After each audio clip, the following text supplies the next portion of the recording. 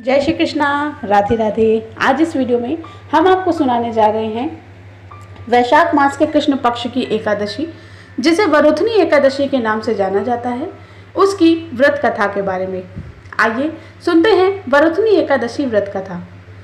धर्मराज युधिष्ठिर बोले कि हे भगवान, वैशाख मास के कृष्ण पक्ष की एकादशी का क्या नाम है, उसकी विधि क्या है और उसके करने से हमें क्या फल प्राप्त होता है। आप विस्तार पूर्वक मुझसे ये फल कहिए, मैं आपको नमस्कार करता हूँ। श्री कृष्ण कहने लगे, हे राजेश्वर, इस एकादशी का नाम वरुथिनी है। यह सौभाग्य देने वाली है, सभी पापों को नष्ट करने वाली और अंत में मोक्ष को देने वाली है। इस व्रत को यदि कोई अभागिनी स्त्री करे तो उसको सौभाग्य मिलता है। इसी वरुथनी एकादशी के प्रभाव से राजा मानधाता स्वर्ग को गए थे। वरुथनी एकादशी का फल 10,000 वर्ष तक तप करने के बराबर होता है। कुरुक्षेत्र में सूर्य ग्रहण के समय एक मन स्वर्ण दान करने से जो फल मिलता है, वही फल वरुथनी एकादशी के व्रत से भी मिलता है। वरुथनी एकादशी के व्रत को करने से मनुष्य इस लोक में सुख भोग कर परलोक में स्वर्ग को प्राप्त होता है। शास्त्रों में कहा गया है कि हाथी का दान घोड़े के दान से श्रेष्ठ है। हाथी के दान से भूमि दान और भूमि के दान से तिलों का दान तथा तिल के दान से स्वर्ण दान और स्वर्ण दान से अन्न का दान श्रेष्ठ है। अन्न दान के समान कोई दूसरा दान नहीं। अन्न दान से देवता, पितर और मनुष्य तीनों ही तृप्त हो जाते हैं। शास्त्रों में इसको कन्या दान के समान ही माना गया है। वरुथनी एकादशी के व्रत से अन्न दान तथा कन्या दान दोनों के समान फल मिलता है। जो मनुष्य लोभ के वश होकर कन्या का धन लेते हैं, वे प्रलय काल तक नरक में वास करते हैं और उनको अगले जन्म में बिलाव का जन्म लेना पड़ता है।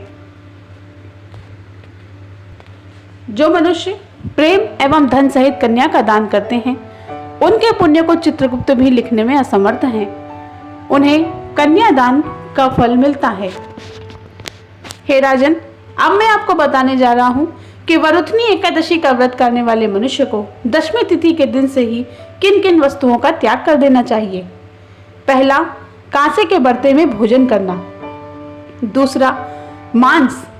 तीसरा, मसूर की दाल। चौथा, चने का शाक। पांचवा, कोदों का शाक। छठा, मधु। सातवां, दूसरे का बुराई करना या उसका अंत करना। आठवां, दूसरी बार भोजन करना तथा नवां, स्त्री प्रसंग। व्रत करने वाले दिन जुआ भी नहीं खेलना चाहिए।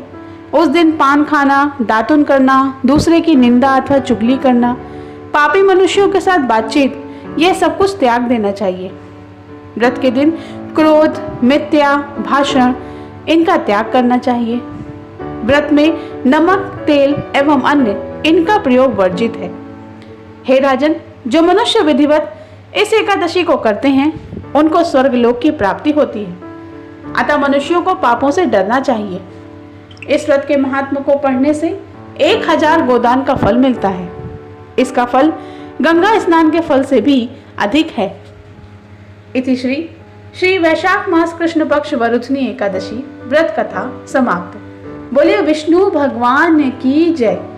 हे भगवान विष्णु, आपकी यह कथा बोलने वाले, सुनने वाले और हुकारा भरने वालों को आप एकादशी व्रत का पूर्ण फल देना, सबकी मनोकामनाएं पूर्ण करना और सबको सुख, समृद्धि और स्वास्थ्य प्रदान करना। मित्रों, ये थी वरुथनी एकादशी व्रत की कथा।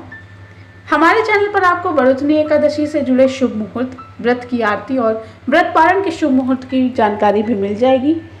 चैनल पर बने रहिएगा। हम आपके लिए इसी प्रकार से हर प्रकार की जानकारी लाते रहेंगे। आशा करते हैं कि वरुथनी एकादशी व्रत की कथा आपको अच्छी लगी होगी। जय श्री कृष्णा।